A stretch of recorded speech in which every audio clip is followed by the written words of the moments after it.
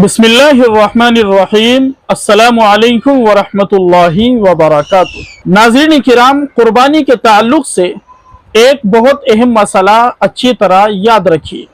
हमारे बहुत सारे भाई कुर्बानी के मौके पर जब कुर्बानी का फरीज़ा अदा करते हैं तो वो गलत मसले पर अमल कर दिया करते हैं, जिसकी वजह से उनकी कुर्बानी शरअन दुरुस्त नहीं होती है। वो गलत तरीक़ा क्या है और सही मसला क्या है जिस पर अमल करना चाहिए, आज की इस वीडियो के अंदर ये मसला आपको अच्छी तरह बताया जाएगा। आपसे अदब व एहतराम के साथ दरख्वास्त की जाती है कि वीडियो को आखिर तक देखें और बात को समझने की कोशिश करें। अगर मसला आपकी समझ में आ जाए तो वीडियो को अपने भाइयों तक ज़रूर पहुँचाएं। सबसे पहले नाज़रीन किराम, ये बात याद रखिए, जिस शख्स के ऊपर कुर्बानी वाजिब होती है उसे हर साल अपनी तरफ से ही कुर्बानी अदा करनी चाहिए। बहुत से मुस्लिम घराने ऐसे हैं जिस शख्स के ऊपर कुर्बानी वाजिब होती है, अगर उसके वालिद या वालदा जिंदा है या वो साहिबे औलाद है, तो बहुत से हमारे भाई ऐसे हैं कि वो बदल बदल कर कुर्बानी करते हैं।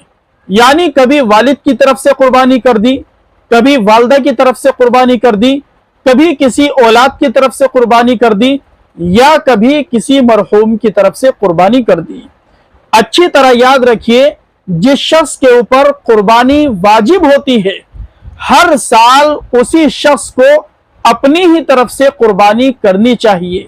हाँ, अगर अल्लाह तबारक व तआला ने इतनी गुंजाइश और इतनी वुसअत आपको दी है कि आप अपनी कुर्बानी के साथ साथ अपने घर में से किसी और की कुर्बानी कर सकते हैं, तो ये तरीका शरअन दुरुस्त है और इसी मसले पर अमल करना चाहिए।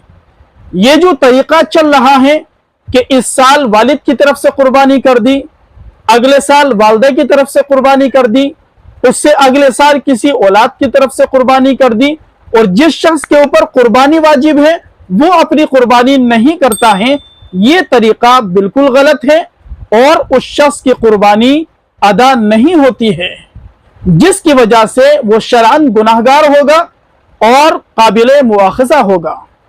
गलत मसले पर, गलत तरीके पर अमल करने की वजह से उसकी कुर्बानी हर साल रह जाती है और वो अपने वाजिब पर अमल नहीं करता है, जिसकी वजह से शरीयत के अंदर वो काबिले गिरफ्त होगा और मुजरिम होगा। लिहाजा मसले को अच्छी तरह याद रखिए। अगर बात आपकी समझ में आ गई तो आप इसी मसले पर अमल कीजिए, और अगर आप बात को नहीं समझ सके तो स्क्रीन पर आपको नंबर दिया गया है, आप उस पर राब्ता कर सकते हैं। फ़क़त वल्लाहु अअलमु बिस्सवाब।